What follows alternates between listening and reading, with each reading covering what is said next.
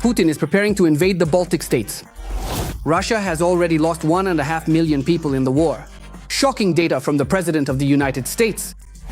Two-faced Luka Bulba Caesar threatens the US with a nuclear strike. And at the same time, he is fawning over Trump.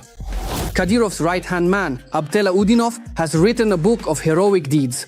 Is this fiction or just Chechen TikTok tales? Solovyov threatens to eliminate Pozdnyakov.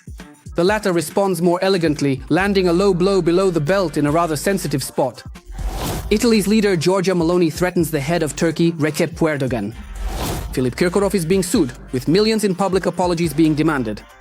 Just a killer tandem. Faint of heart? Better have some heart medicine ready. Unflappable? Be sure to stick around. Shaman is a guest at Korchovnikov's place. Hello everyone, my name is Fedor Shilenko. Now, together we will discuss all the most important and sensational topics. What people are talking about around the world, in Ukraine, and of course, beyond the curb of civilization. Everything that's trending. Let's go! The Kremlin is preparing an invasion of the Baltic states. In the Russian State Duma, they've pulled out their favorite playbooks about protecting the Russian-speaking population. The Speaker of the State Madhouse, Volodin, as well as the leader of the LDPR party, Slutsky, started grunting about the oppression of Russians and Russian speakers in the Baltic states. Of course, it's easy to mock the patience of War number 6. What a face too. This is exactly how Russia previously justified its attack on Ukraine. Those Russian speakers who don't want to deal with the local bandits, there's no other way to call them, and who are forced to accept citizenship of another country are now suffering humiliation and persecution. That's why we must, without a doubt, do everything to protect our citizens. Let me remind you that earlier, Latvia required more than 800 Russians who failed the Latvian language exam or did not pass the security check to leave the country by mid-October. Otherwise, they face forced deportation. Of course, no one has doubted Moscow's potential for aggressive actions for a long time. But there's just one but. As of today, NATO is prepared for the actions of the mad old man in the Kremlin. Kaliningrad and Sevastopol will be destroyed in the very first hours of any aggression by the Russian army against the countries of the North Atlantic Alliance. This was stated by former commander of US forces in Europe, Ben Hodges. If Russia were to attack Poland in 2025 the same way it attacked Ukraine, it would be destroyed by NATO air forces and the alliance's ground troops. One can be certain that Kaliningrad would be eliminated in the very first hours. In the first hours, Kaliningrad would be gone. All Russian facilities would be destroyed. Any Russian military facilities in Sevastopol as well. The Russian Federation would become a bargaining puppet for China in a potential war with NATO.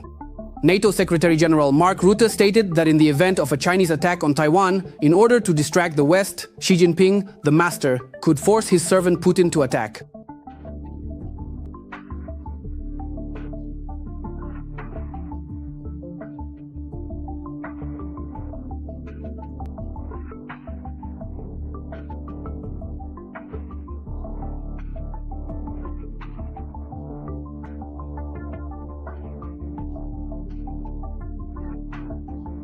This, of course, is a major concern, and we are working on it. Already 1.5 million people. That's how many Russia has lost in the war against Ukraine. And these are not figures from Kyiv, but from the US and Donald Trump. During a meeting with Argentine President Javier Milei at the White House, the US president spoke about his disappointment with Putin and the heavy losses suffered by the occupiers at the front, which, according to his data, have reached 1.5 million people. He also hinted at the imminent transfer of Tomahawks to Ukraine. I know what Zelensky wants to ask for on Friday. He needs weapons. He would like to have Tomahawks. And we have a lot of Tomahawks. Do you need Tomahawks in Argentina?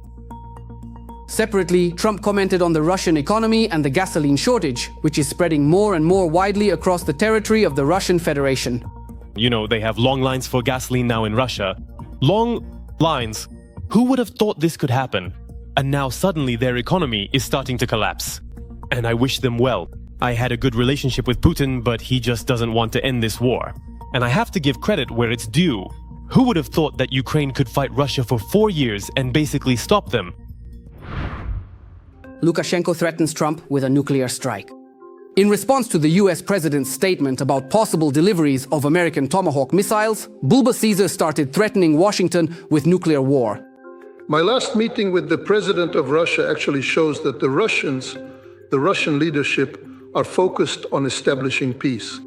No Tomahawks will solve the issue. This will escalate the situation to nuclear war. Probably Donald Trump understands this better than anyone, which is why he is in no hurry to hand over deadly weapons or allow strikes deep into Russia, as President Zelensky hopes. After some time, the cowardly mustachioed cockroach backpedaled and tried to soften his own nuclear threats. The armchair Annika the Warrior declared that Trump is a true peacemaker who deserves the Nobel Peace Prize. Apparently, at the last moment, the cunning Belarusian commander-in-chief remembered how Trump had previously angered Al-Kadimon with similar nuclear tales.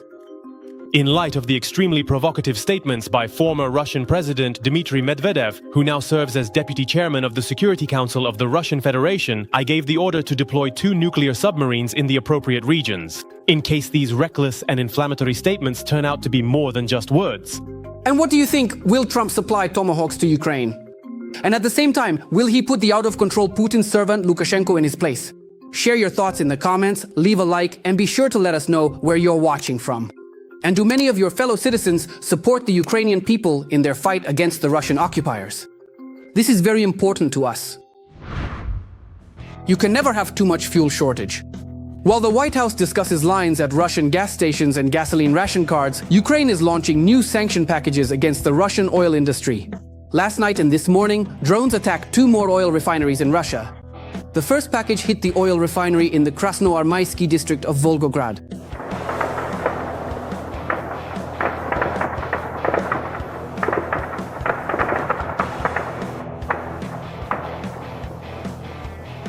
The second round of sanctions reached Ufa, where Layuti drones successfully attacked the local Bashneft oil refinery.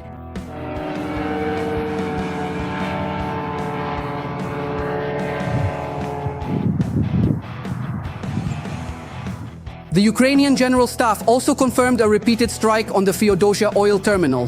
The Feodosia terminal is a key logistical link in supplying Russian troops with fuel and lubricants.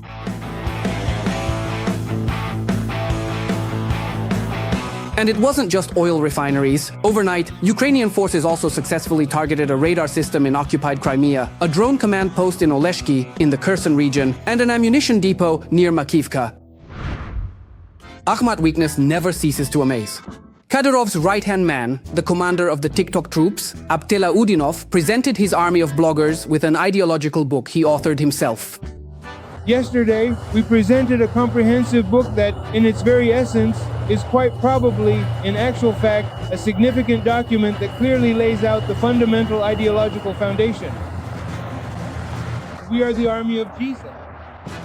So as the dedicated army of Jesus, we are truly called to be the absolute best in all our endeavors and to diligently do everything within our power so that our beloved families can be genuinely proud of our efforts and achievements. Apparently, Lapti forgot that most of Kadyrov's men can't read. So, if he wanted to get any message across to his subordinates, instead of a book, he should have made TikTok videos, or at the very least, a cartoon about Aladdin. Where did you really find such a fool as that? Spiders in a jar devour each other.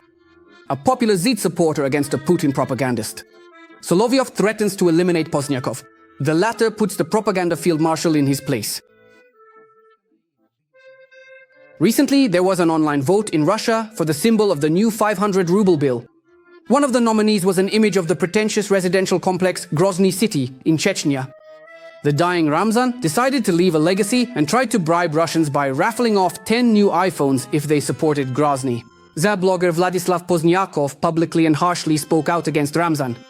In response, the Kremlin's chief media prostitute Vladimir Solovyov, with a straight face, called on professionals to liquidate Vladislav. Scum who do only one thing: working off filthy and NATO money. And there should be action taken against such people by a specially trained and prepared squad that will bring these bastards to court in Russia. Well, and if they can't bring them in, then they'll administer justice right there. And that will be fair and right. That's exactly how you should deal with traitors to the motherland. And Pozdnyakov is a traitor, and a case should be opened against him. Pozdnyakov didn't stay silent, and I don't even know how to comment on this Solovyov-style nonsense. Guys, he has a really tiny dachyo. That's what a mutual acquaintance, an escort, told me. She happened to have serviced both me and him at different times in her career. And Solovyov knows exactly who I'm talking about. So she said that he has a really tiny desichach, and they could only have sex in one position when Solovyov was on top. Italian Prime Minister Giorgia Meloni threatens to kill Turkish leader Recep Erdogan. During a meeting in Egypt, the president of Turkey grabbed Meloni's hand, saying that he had to make her quit smoking.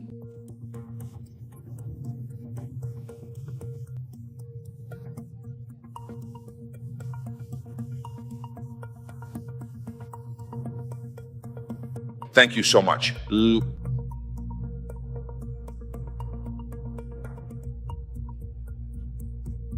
After the meeting, in a conversation with journalists, Meloni stated that quitting smoking is almost impossible for her. She also jokingly added that she would kill anyone who tried to make her give up cigarettes. Putin doing the splits. The president of Syria is demanding that the bunker villain hand over Bashar Assad's accomplice. The new head of Syria, Ahmed Ashara, has arrived in Russia on an official visit, where he will hold talks with Vladimir Putin. According to Reuters, the key topic of the meeting is Damascus's demand to hand over dictator Bashar Assad to the Syrian authorities.